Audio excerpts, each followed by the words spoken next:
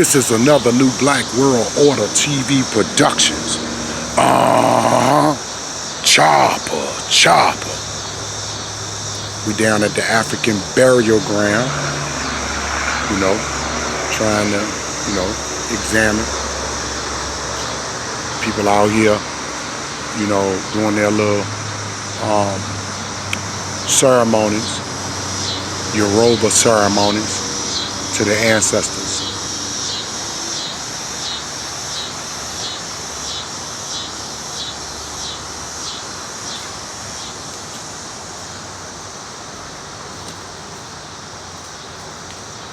Most of y'all know, right behind me, this burial ground right here. See this grass right here. There was a parking lot on top of this burial ground, and it was paved by VCU College, right, for college people. And we fought hard to get this removed. So today we are doing a little ceremony. We come down here all the time, and it's a nice place to come and visit.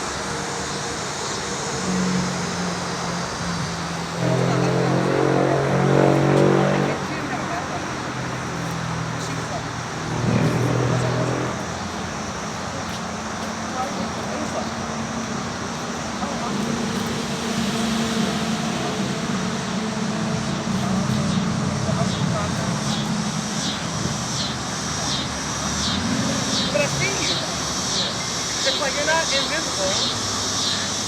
That's what the same thing. Okay. That is so lovely. Let me see if there's a way I can find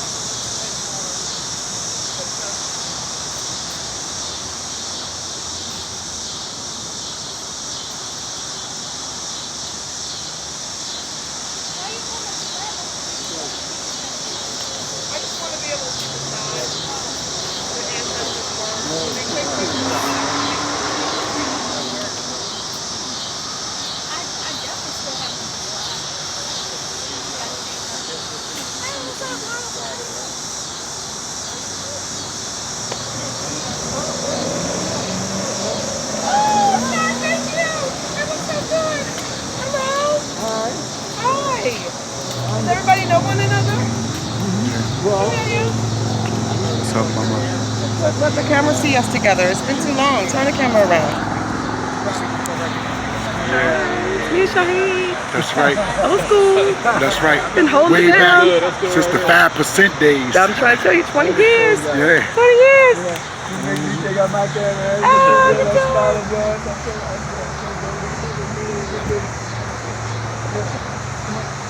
So, what's going on here? Come on, Foundation.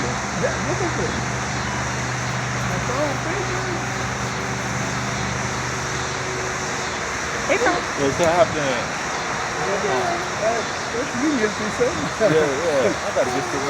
Yeah, listen, we definitely do that. So today is a huge day. Today is Gabriel Day. Yes. Let me see the other side of your face. Oh, good. What's your name? David. It's nice to meet you, David. Where do you come from?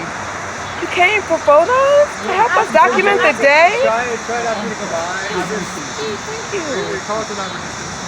Thank you so much for coming. We just want to make sure that no one ever says, well, we don't hold our ancestors up on the day that things happen and that we've forgotten what has occurred. Okay. So these signs are actually the installation of some stuff that last year on October 10th, many of us got together and really tried to support the idea that the 34 people plus Gabriel that were assassinated here in the year 1800, October 10th, 1800. I just had this real deep conviction that I knew that if we opened up the portal in the year 2019 and let them out and did all the spiritual things that we know as spiritual practitioners, then they would come and that there would be young people in the city that would wake up and inhabit that energy and that it would create systemic change. And literally within 90 days, well, let's see, when did all that stuff happen? Like March? No, what was the first, y'all were out there May 29th, right? May 29th. So it didn't take long for that spirit that was in here. Oh, shucks.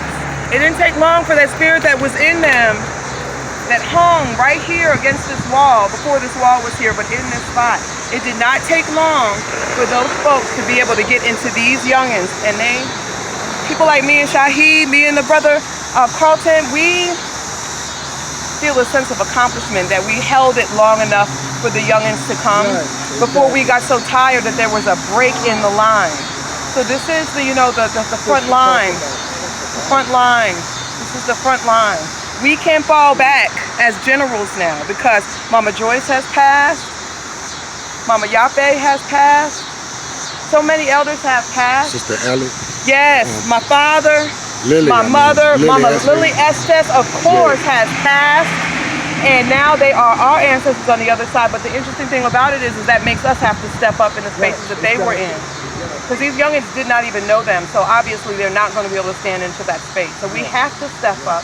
And now that we step up, we've got to make sure that the youngins that need to fill in the space that we vacate when we move up, we got to make sure that they have what they need. So if you call the telephone number that's on these signs, you will be able to hear a message that's coming from the other side. This sister right here, Sister Yemima Davis, she has been our vessel to be able to call forth the spirit of Gabriel's wife Nan and bring forth messages about her and her husband. And so each one of these things here, these pictures were carved by an elder we have here in the city who used, I guess they're called like wood cuts. He literally cut a block of wood piece by piece and then used it as a stamp, the oldest method of printing in the world, and used it as a stamp. And then I blew the pictures up, put those telephone numbers there. When you call it, you'll hear a message from Brother General Gabriel. Each one of these was a scene that I imagined in my mind and told him exactly how I wanted him to carve it. I was like, for this one, I want to see Brother General Gabriel and Nan putting their third eyes together. And it would have been the night before they set it off on the enemies of Black freedom in Richmond on the year 1800. This one, I was like, I want to show a picture of them at the water trying to navigate and recalculate after they realized they couldn't cross. This one was when they were strategizing. This one was the Queen Mothers. That's literally to represent the mothers whose sons were hung in this space, and as they came together to honor them. And there's the 9 of them standing there. On October 10th, we had 9 elder mothers in a circle that came to be able to simulate that same channel of that experience. So, and then we have Mama Beth and we have Mama Shaquila that are here, that are actually our elders that do this work all the time. So it's like a continuity. And the main thing is that we just don't want to move forward because our ancestors are transition and then leave the next generation without the tools that they need, because we know how hard it was to stand in that space, right? We can't just leave them with nothing. It's impossible not to pass this energy on.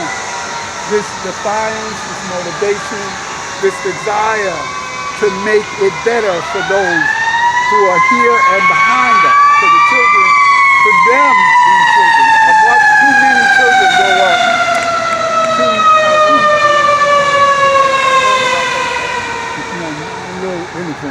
No, that's not interference, that's Shango. So when you see a fire truck pass, my godfather was a Shango priest, right? Oh, okay. So he taught me how to snap 6 times, because that's the number for Shango the king. Shango inhabits the drum, the number 6, fire trucks. Okay. Oh, okay. And so the fire. So you snap 6 times. Lift up your feet as a sign of respect. It's like if you were sitting, you just raise up, you know. And then you say, Shango, Kabiesi, Kawo, Kabiosile, Shango Obakosa. Kosa. Kawo, Kabiesi, Kabiosile, Shango Obakosa. That means, Kawo is the word that they use in Africa when they say like the thunderclap. And so you're going, oh shit, thunder. Don't you go like this when the thunder claps? Exactly. Kawo, Kabiesi means king. Kabiosile means I salute and greet the king. Shango Obakoso means the king did not die. He's still moving around. Like that. So anyway, as you were saying. No, you were telling the straight facts. That we can't let the kids not have the support. They must have something to do, because what has happened and been happening along is the fault. is Don't look like Rosario. Just like him. You look like this elder in the Lukumi tradition that was the teacher of everybody. we have not been good harvesters of the past. The children, Trying. the children have forgotten much of what they actually don't know much of what we've experienced, because there have been so many ways to distract them and distract us from it being an unbroken line of communication to our children, to our newly coming of age. They don't know what our past was. They know from a period, from their generation. And that is the disconnect that we need to fix, that we're trying to fix now. Burial ground. Like going back to our rituals in the motherland. Okay? What they called uncivilized was an enlightened form of civilization. Okay? So far beyond the savagery that they operated at, that they actually called us primitive. Okay? But you know that They had no understanding of what they had encountered. right, where anyone who names a thing is projecting where they're at on that thing. For you to say that we are in any way beneath the absolute level of humanity that we operate on, you know, in general, it's for you to be far beneath that. You know, you can't even recognize how civilized and how peaceful and how organized we are as a people, to the point to where you thought it was an advantage for you to steal us from our country. You know? I mean, that's just how totally out of touch you are with the level of spirituality and civilization and humanity that we operate in. Right? And that most indigenous people operate on. Okay? In general. Okay? Right? We did not have prisons. We did not imprison our people. Okay? We may confine them, but we were about community, so we were trying to rehabilitate, to find out what was wrong, to try to correct the wrong, to try to make some form of retribution, as opposed to having someone punished. You know there's a whole punishment thing, it's savagery. We're talking about a level of... Especially when you invent crimes to punish people for it. You're going to invent a crime and then punish them for it. Exactly. And then what? Then what? The whole point was apparently to punish. Right, exactly. Right? Okay, and to actually have deception in there because you wanted to labor. You know what I'm saying? You wanted to labor, or you wanted the confinement to get you out of the way so that you can do what you want to do. Yeah. Okay? Yeah. Marginalized to a level where they have no other choice. Right, exactly. Yeah.